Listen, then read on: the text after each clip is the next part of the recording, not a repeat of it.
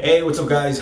01 here, and today I'm going to be speaking to you about Schindler's List. Directed by Steven Spielberg, stars Nielsen, Ben Kingsley, and many others that did a phenomenal job. One thing I could definitely would iterate about this film is it's a learning experience, because it's not easy to watch Schindler's List. It's based on two stories, based on the Holocaust that happened during World War II, during occupied, Germany and Poland and other different parts around the European East or Southeast? Yeah, East. So it deals with Schindler, Oscar Schindler, who is not such a, squeaky clean guy. He's a womanizer.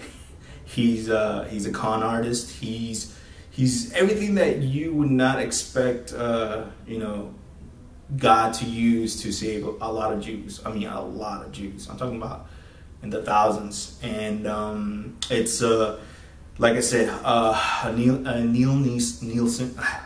Mr. Neeson. There you go, Mr. Neeson. Did an excellent job in portraying Schindler. There's certain parts of Schindler that you love, and there's certain parts that you hate. There's parts where you want him to be a better man, but because of his greed, because of his lusts, because of his errors, he kind of, it's a struggle for him to do what is right. And as the film progresses, you start seeing him mature as a man, and not all the way, but you start seeing him really care about, the people who are being persecuted, which are the Jews.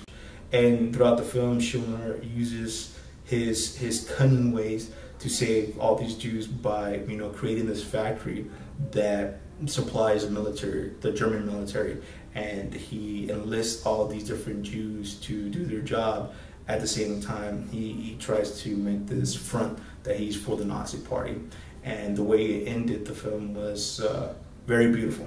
It was done very beautiful, and I give credit to Steven Spielberg and everybody else, the cinematographer, the screenwriter, everybody. It really brought it home that it captured the horrors and the tragedies of how the Jews were treated in the concentration camps, and even before the concentration camps. And so much of the film, like for example, Mr. Kingsley's character, which is Thun, it's difficult for him to basically do his job, because he's literally seeing his own people being exterminated, and at the same time he's going against the law, which Kingsley showed this man being very neutral, very distant from everybody else. And yet, when you see his eyes and you see Kingsley's performance, there's so much going underneath. There's so much frustration, there's so much anger, there's so much fear. But yet, the way he portrayed him, he did a great job in that sense. I loved the characters, the Jews, that they're just normal people just like us. Some of them are bankers, some of them are farmers, some of them are mechanics, some of them are con artists, some of them are just regular people who are trying to survive, and they take certain jobs that nowadays you see as very disgusting. For example, I think one of the characters is Goldblum,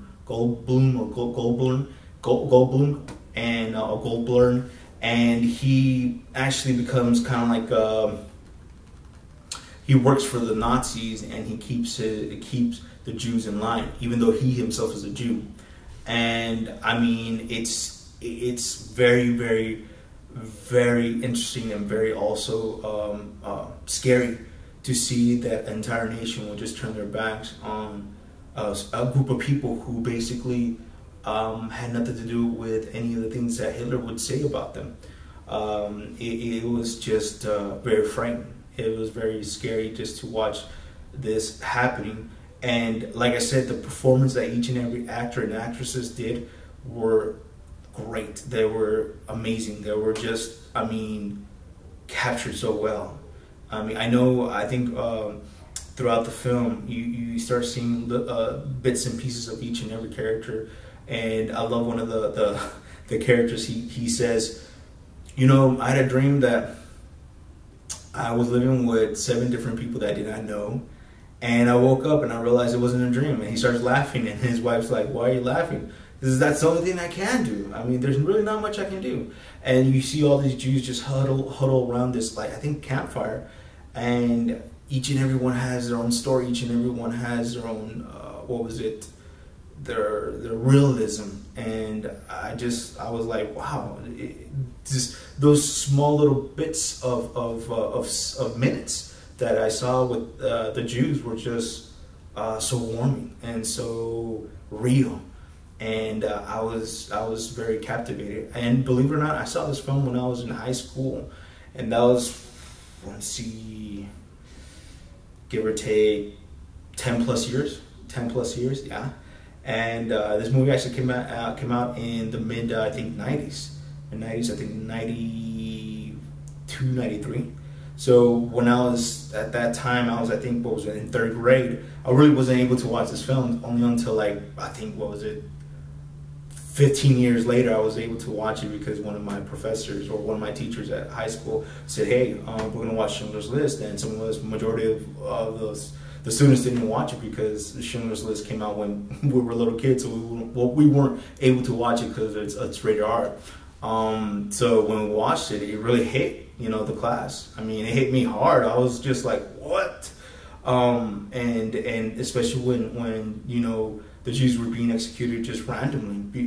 This character named Goth or Amon, he's one of the guys who oversees this concentration camp, and he looks at the Jews just like nothing less than animals, and he just goes around, you know, executing them right and left, and you kind of you just want to, like, beat this guy down. You just want to, like, tear him limb to limb. And the actor who did this was Fiennes or something like that. And he portrayed the character very well. He was very menacing, very scary, very intimidating. He's this bully who really just he bought into the line. He bought into the Nazi line. I do recommend watching this film. The only negatives I can say about Schindler's List is the things that took me out were basically the porn scenes. To me, that scene where Schindler's wife comes to visit him, and this young lady, you know, answers the door.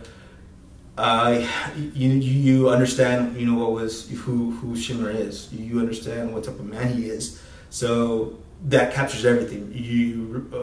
I believe that you really didn't have to go into the details of, you know, him going through the act of committing adultery. I understand why they showed naked people when, you know, during the concentration camp, because the directors tried to show the audience that Jews were being treated as just things, as just nobodies, that they weren't important. So I understand why he wanted to show that, and I agree with that. That's a fact that happened. But when it comes to Schindler and Amon's private sexual lives, it just took me out of it. Because to tell the truth, I really didn't care about their sexual lives. What I did care about was the Jews, was each and every one of us. Stern, I cared about Goldberg. I cared about the other Jews that, you know, when they were going through their persecution, how they handled it. And some of them were very distraught. And that scene where they liquefied the ghetto, it was scary. It was very scary because you saw both people fearing for their lives and being treated just like, you know, animals. And then you saw Germans who basically had no compassion, no mercy. They were executing them right and left. And another scary scene was where Amon, the one who oversaw the concentration camp where they were placed, he was just, you know, if he just felt like, you know, like he wants to kill the Jew, he would just kill the Jew. there was thousands and hundreds of Jews that were being led into the gas chamber. And that scene where one of the, I think it was Helen, who watches her own people being, you know, taken to the gas chamber. It was just, man, it just hit you to the heart, like real hard. Like, you know, you're watching your own people be executed just because they're Jews. So, and one of the main reasons I'm doing this video for Schindler's List, or the review for Schindler's List, is because of what happened last week. The Supreme Court passed these two laws, which the Supreme Court does not have authority to pass law. Their job is to interpret the law. And the executive branch is basically to uphold the law, and Congress is there to create the law, or the House is there to create the laws for the nation. And when I saw that last week, it really caught my attention, because we were seeing how the government, little by little, is coming not just into our private lives, but telling us how to run our lives. And that's dangerous. That's very dangerous. I will speak more about that in my next video. So thank you so much for your time. God bless you, and until next time. Later. Bye.